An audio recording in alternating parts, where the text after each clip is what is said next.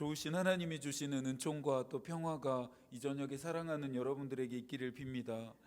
오늘 긴 말씀이기는 하지만 오늘 말씀을 이해하기 위해서는 오늘 본문의 주인공인 고넬료가 누구인지를 먼저 알아야 합니다. 사도행전 저자가 많은 정보를 제공하고 있지는 않지만 그래도 오늘 본문의 1절과 2절의 내용만으로도 고넬료라고 하는 사람이 어떤 사람이었는지 또 어떤 삶을 살고 있었는지 정도는 우리가 분명하게 알 수 있습니다. 다시 한번 1절과 2절입니다. 가이사랴에 고넬료라는 사람이 있으니 이달리아 부대라는 군대의 백부장이라. 그가 경건하여 온 지방과 더불어 하나님을 경외하며 백성을 많이 구제하고 하나님께 항상 기도하더니. 지금 고넬료의 거주지는 가이사랴라고 하는 지역입니다. 고넬료의 직업은 이달리아 부대의 백부장이라고 하고 있고, 이 고넬료라고 하는 사람이 경건했고 또 온 집안이 하나님을 경외하면서 많은 구제를 하고 기도했다라고 말합니다.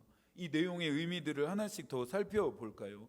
이달리아라고 하는 이 부대는 이탈리아 출신의 그 귀족의 자제들로만 구성된 부대였습니다. 그러니 실제로 전장에 투입되기보다는 로마에 주둔하는 엘리트 부대였다라고 합니다. 당시 로마가 정치적으로 굉장히 혼란스러웠습니다. 군부가 쿠데타를 일으켜서 당시 황제를 제거하고 황제의 가장 절친했던 친구인 아그리빠를 견제하고 압박하기 위해서 가장 믿을 만한 이달리아 부대를 아그리빠가 총독으로 있는 가이사랴에 보내게 됩니다.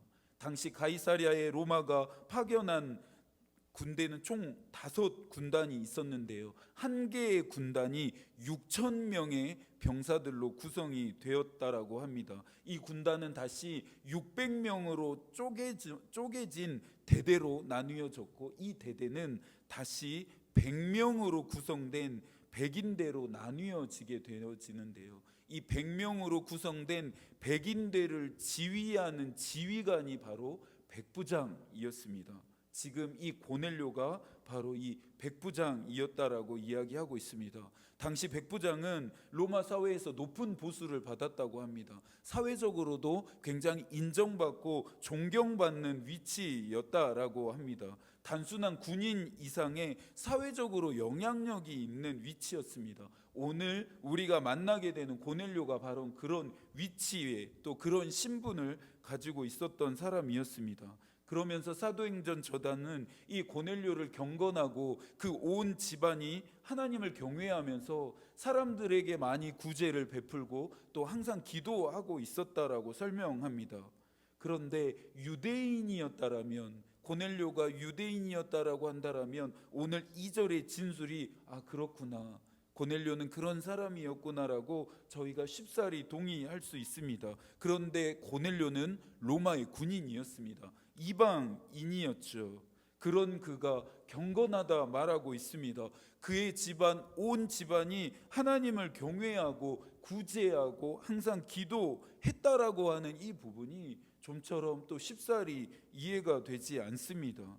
왜냐하면 경건이나 하나님에 대한 경외나 구제나 기도와 같은 것들은 하나님을 섬기는 이스라엘 백성들에게 율법으로 명령하신 것들인데, 이스라엘 백성들, 유대인들에게 율법으로 명령하신 것들을 지금 누가 지키고 있습니까? 이방인인 고넬료가 지금 그것을 철저하게 지키고 있었다라고 오늘 사도행전 저자가 우리에게 이야기해 주고 있습니다.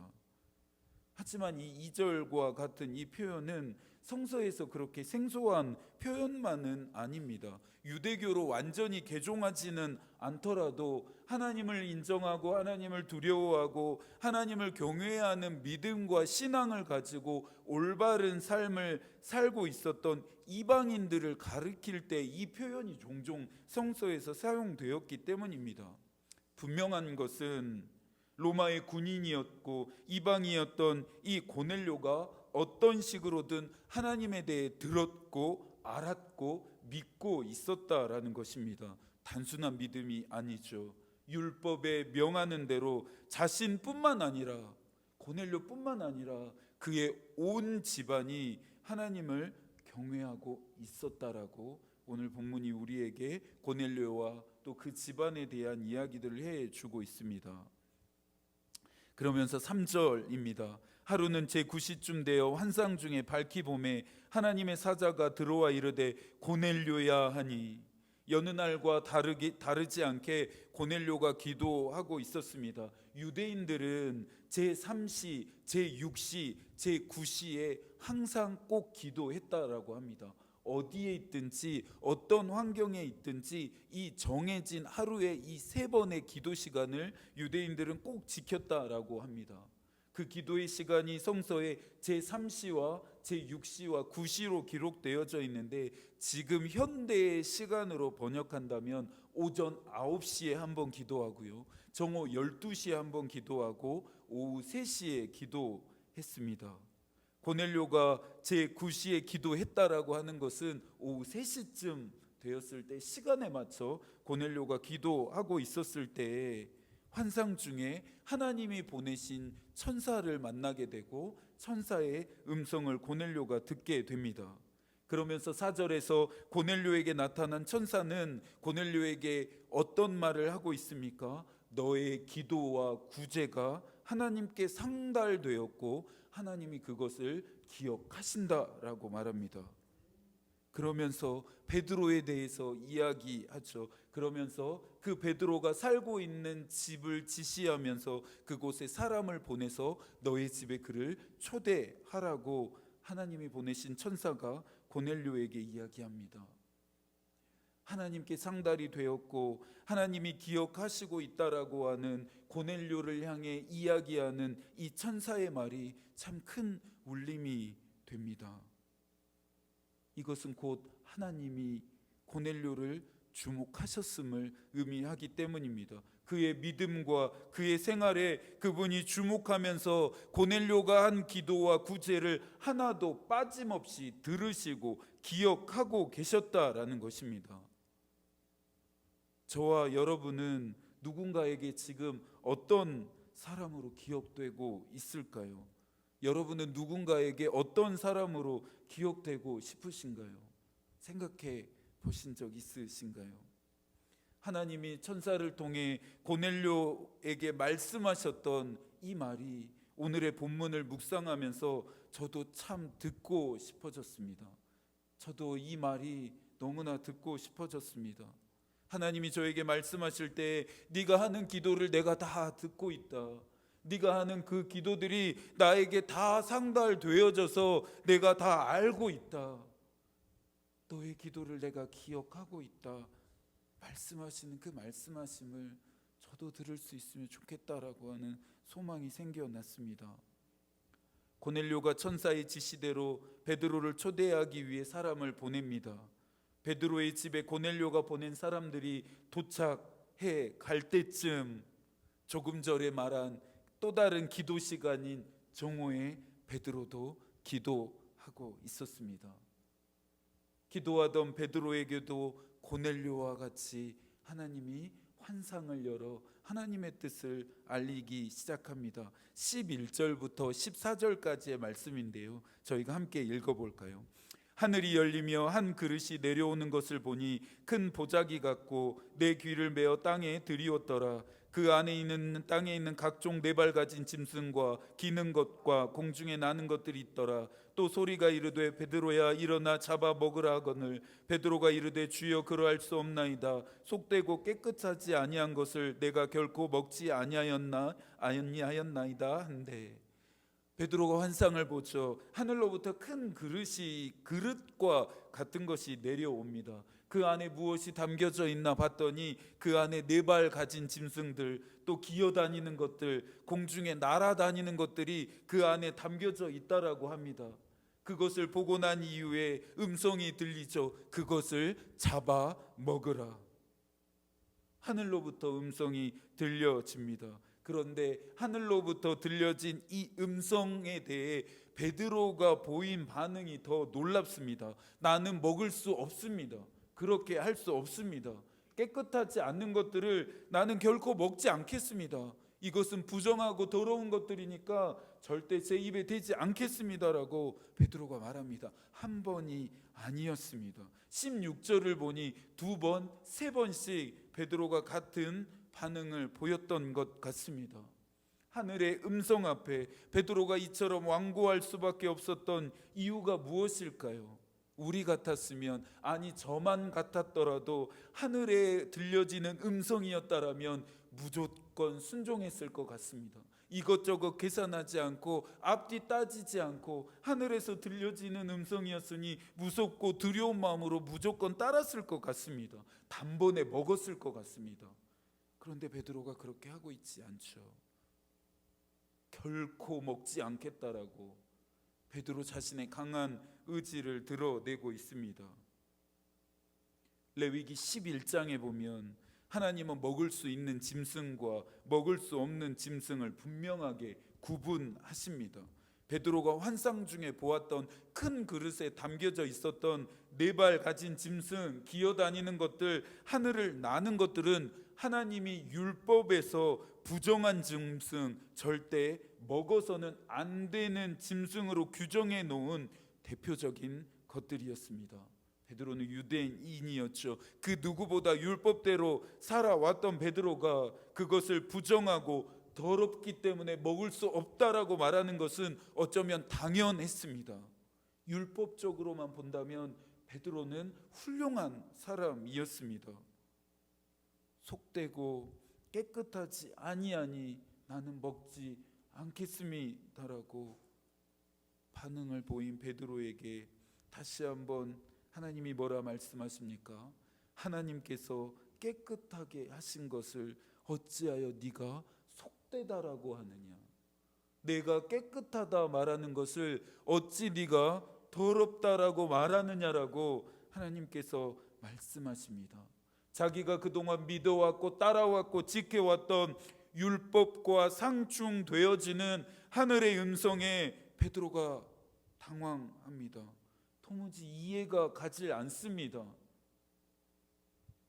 베드로가 본 환상이 끝이 나갈 때쯤 고넬료가 보낸 부하들이 베드로의 집 앞에 도착합니다. 고넬료의 부하들은 자기를 보냈던 백부장인 고넬료의 또 그 지휘관의 말을 전달합니다. 22절입니다. 그들이 대답하되 백부장 고넬료는 의인이요 하나님을 경외하는 사람이라 유대 온 족속이 칭찬하더니 그가 거룩한 천사의 지시를 받아 당신을 그 집으로 청하여 말을 들으려 하느니라 한데, 이들의 방문이 우연이 아님을 베드로가 직감합니다. 왜 그렇죠? 거룩한 천사의 지시를 받아 자신이 고넬료의 집에 초대되어졌다라고 하는 이 말이 베드로에게 결코 가볍게 들리지 않았을 테고, 조금 전에 자신이 보았던 이해할 수 없는 환상과도 뭔가 연관이 있을 거라고 베드로가 생각했기 때문입니다. 고넬료의 초대에 베드로가 응한 것을 우리는 가볍게 생각하지 않아야 합니다. 절대 가볍게 이 본문을 읽어가서는 안 됩니다. 그 이유는 28절 때문입니다. 함께 읽어볼까요? 이르되 유대인으로서 이방인과 교제하며 가까이 하는 것이 위법인 줄을 너희도 알거니와 하나님께서 내게 지시하사 아무도 속되다 하거나 깨끗하지 않다 하지 말라 하시기로, 당시 유대인들이 이방인과 접촉하는 것 또한 율법을 어기는 부정한 일이었습니다. 단순한 부정을 저지르는 것이 아니라 율법적으로 위법에 해당되는 일이었습니다. 하나님의 특별한 선택을 받은 이스라엘 백성들은 하나님의 선택받지 못한 이방인들을 더러운 사람들, 부정한 사람들이라 여기며 그들과 접촉하는 것조차 금했고 그들이 살고 있는 땅에 발을 내딛는 것조차 금기시할 정도였습니다. 베드로가 이것을 몰랐을 리가 없죠. 너무나 잘 알고 있었습니다. 율법에 철저했던 베드로가 위법임을 알고도 고넬료를 찾아온 이유를 우리는 잘 알고 있습니다. 하나님이 지시하셨기 때문입니다. 자신이 들은 하나님의 음성과 고넬료가 들은 천사의 지시가 자신을 이끌고 있다라는 것을 베드로가 알았고, 하나님이 뭔가를 하시려는구나 라는 것을 베드로가 직감적으로 알았기 때문입니다. 하나님의 뜻을 안다는 것이 참 쉽지가 않습니다. 하나님의 뜻을 안다는 것이 알고 싶을 때마다 분명하고 명쾌하게 깨달아지면 얼마나 좋을까요? 그렇지가 않다라는 것입니다. 보이기라도 하면 얼마나 좋을까요? 그러면 두렵고 떨리는 마음으로 죄 안 짓고 더 잘 섬길 수 있을 것 같습니다.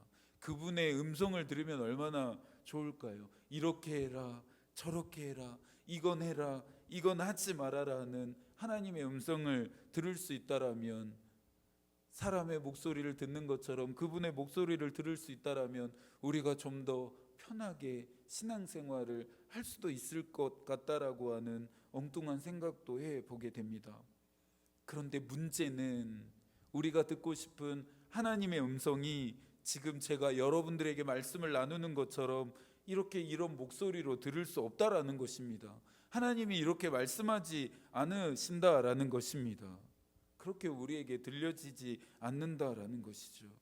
오늘 이야기 안에서 신앙의 유익이 되는 한 가지의 지혜를 배울 수 있는데요, 그것은 하나님의 뜻을 확인하는 방법입니다. 하나님의 뜻을 확인하는 가장 정확하고 온전한 방법은 하나님이 우리에게 계시로 주신 성서를 통해서 확인하는 것입니다. 하나님의 뜻인지 아닌지, 하나님이 기뻐하시는 일인지 아닌지, 하나님이 우리에게 이미 계시하신 하나님의 말씀 안에서 그분의 뜻을 확인하는 것입니다.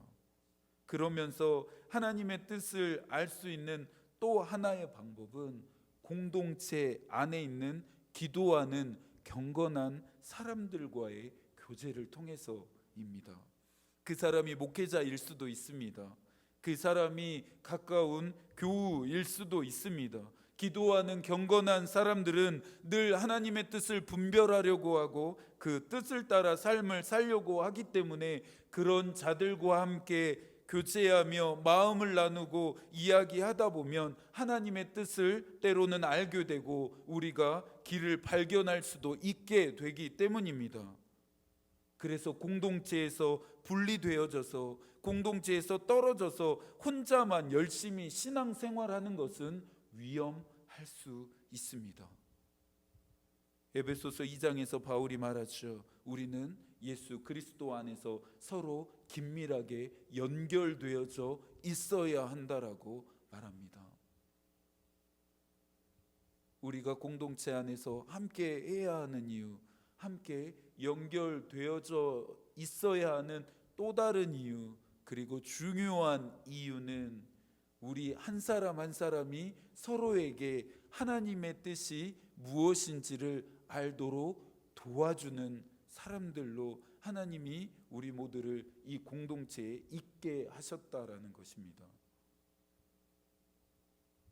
우리 교우들은 다른 사람을 이용하거나 수단 삼지 않고 또 비교나 경쟁의 대상으로 삼지도 않고 웨슬리의 말처럼 하나님의 나라를 향해 가는 길에서 만난 이웃으로 또 친구로 서로를 대하실 수 있기를 바랍니다.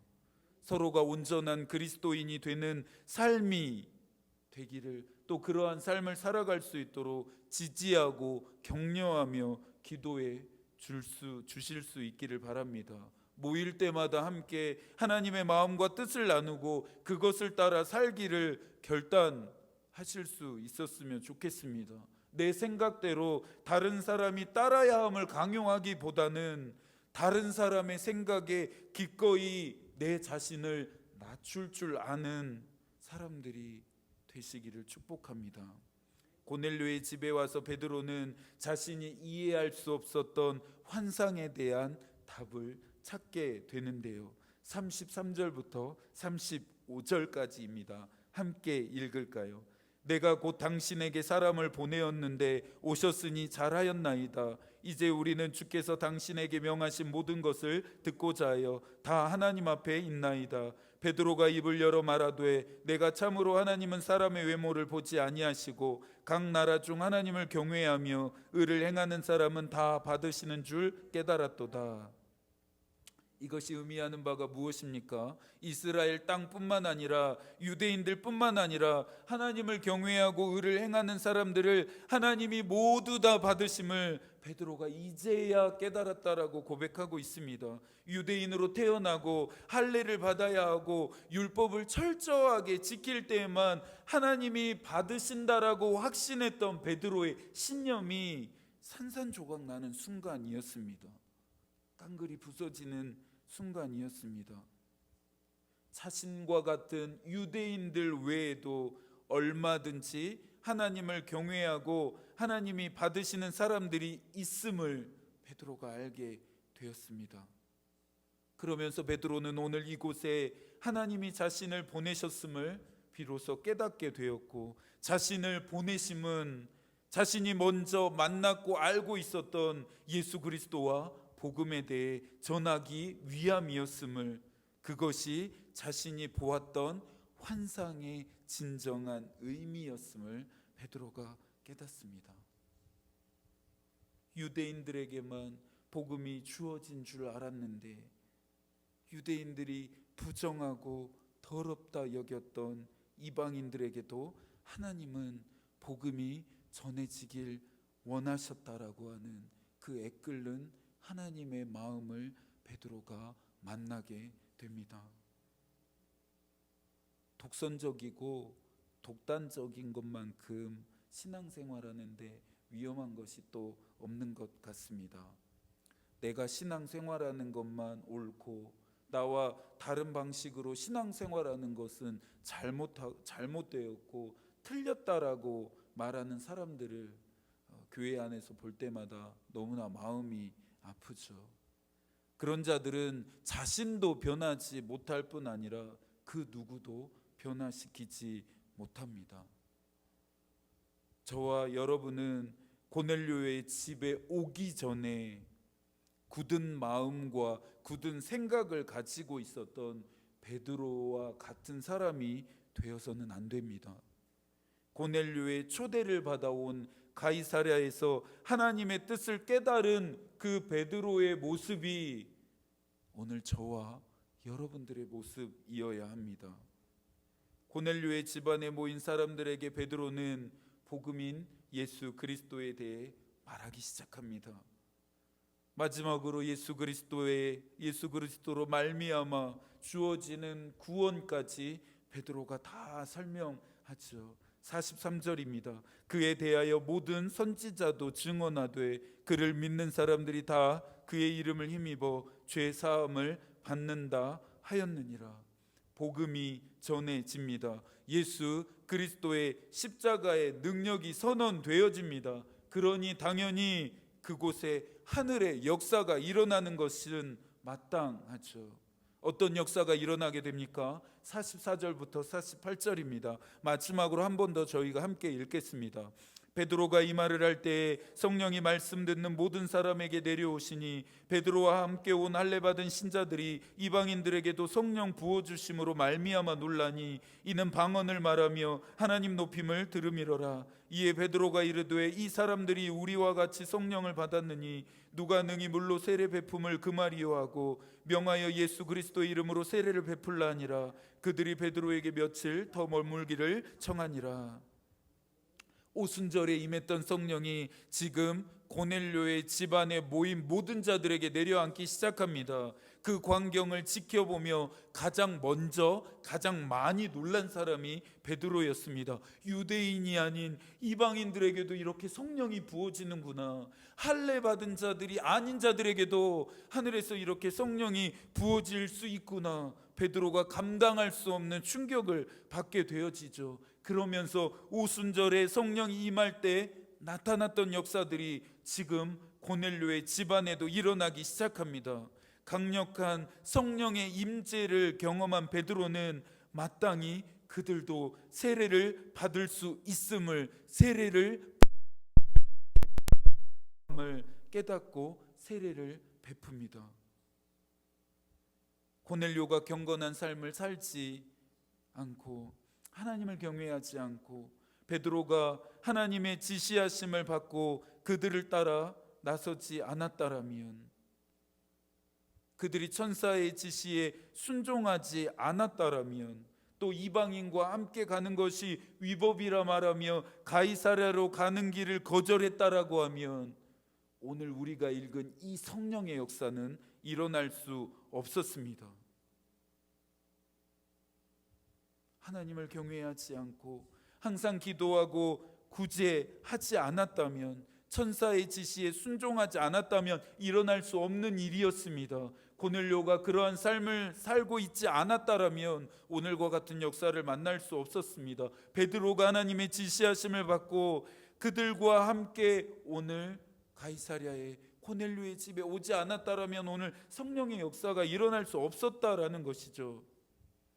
사도행전에서, 오늘 본문에서, 오늘 이야기에서 고넬료의 집안에 성령이 부어지고 세례를 받게 되어지는 사실이 가지고 있는 중요한 의미가 있습니다.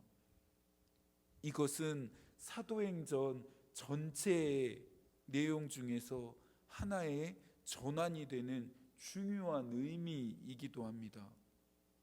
이 일로 인하여 이방인 선교의 문이 열려집니다. 본격적으로 이방인의 전도가 시작됩니다. 고넬료 집안에 일어났던 일은, 고넬료 집안에 나타났던 성령의 역사로 말미암아 이제는 복음이 예루살렘을 넘어 온 땅 구석구석까지 전해지는 기폭제가 되었습니다. 지금 이 일에 고넬료와 베드로가 사용되고 있습니다. 이후 11장에서 11장으로 넘어가 보면 베드로가 사도들과 예루살렘 교회 지도자들에게 찾아가서 이 일에 대해 증언합니다. 이방인들에게도 성령이 내리는 것을 내가 보았다. 유대인이 아니고 할례 받지 않는 자들에게도 하나님이 성령을 부어주시고, 성령이 부어지는 그 가운데 그들도 방언을 말하게 되고 신령한 역사들이 나타나고, 오순절날 나타났던 성령의 역사가 이방인들 가운데 또 나타났다라는 것을 베드로가 다른 사도들과 예루살렘 교회 지도자들에게 이야기합니다. 그러면서 우리가 이제는 이방인들에게 복음을 전해야 한다. 이방인 선교를 시작해야 한다. 하나님이 우리에게 이것을 하라 지금 명령하신다라고 베드로가 사도들과 예루살렘 교회 지도자들에게 이야기합니다. 베드로의 증언과 증거 앞에 드디어 예루살렘 교회가 이방인 선교를 위해 움직이기 시작합니다. 11장 이후에 예루살렘에만 정체되어 있었던, 예루살렘에만 갇혀 있었던, 예루살렘에만 한정되어져 있었던 복음이 온 땅을 향해 뻗어 나가기 시작합니다. 성령의 역사는 어느 날 갑자기 일어난 것처럼 참 많이 그렇게 느껴지는 것 같습니다. 갑작스럽게 일시적으로 뭔가가 폭발하듯이 성령의 역사, 하나님의 일하심이 그렇게 나타나는 것처럼 우리가 이해하기도 합니다. 하지만 성서에 나오는 하나님의 일하심, 성령의 역사들은 어느 날 갑자기 일어나지 않는 것 같습니다. 물론 어느 날 갑자기 일시적으로 그렇게 폭발적으로 나타나기도 하지만 그것은 특수한 상황에 국한되어져 있는 이야기이고요. 모든 하나님의 역사, 성령의 역사는 어느 날 갑자기 그렇게 되거나 나타나지 않습니다. 그것을 기대하고 기다리며 검질기게 신앙 생활하는 사람들에게 하나님의 일하심과 성령의 역사는 나타납니다. 고넬료와 고넬료의 집안에 성령의 역사가 나타나고 그들이 세례를 받게 되어졌던 이유가 무엇입니까?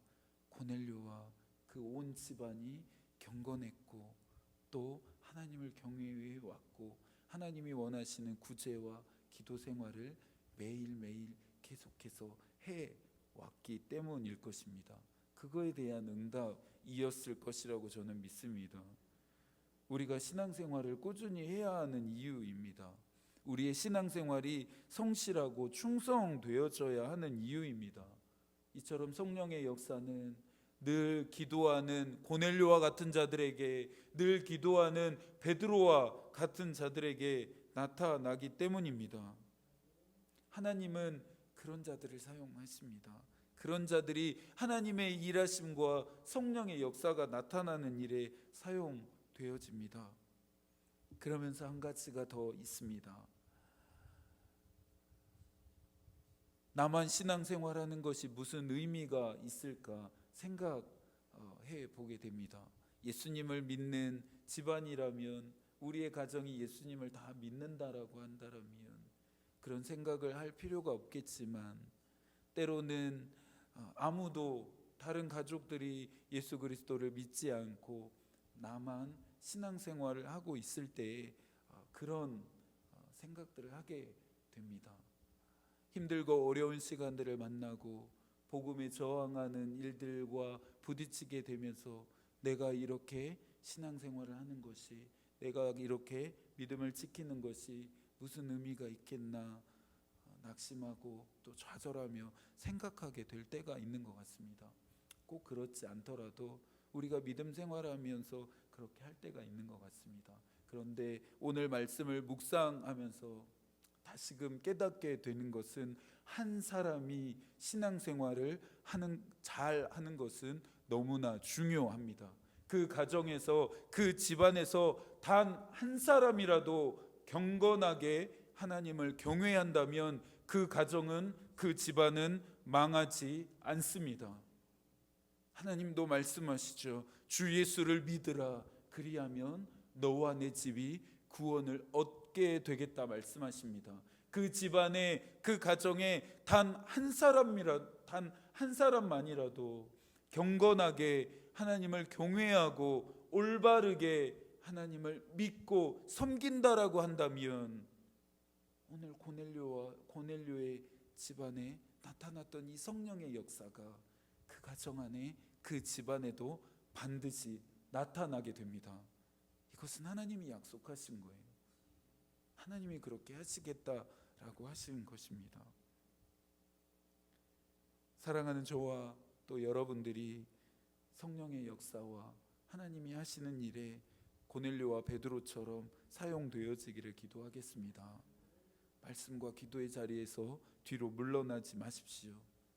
하나님께 상달되고 기억되어져서 그분이 하시는 역사가 여러분의 인생에, 여러분의 가정에, 여러분의 자녀들에게 나타날 때까지 포기하지 마시기 바랍니다. 남은 한 주도 하나님이 여러분과 함께 하시기를 빕니다. 하나님의 마음이 우리의 기도가 되고 하나님의 뜻이 우리의 길이 되기를 빕니다. 아멘.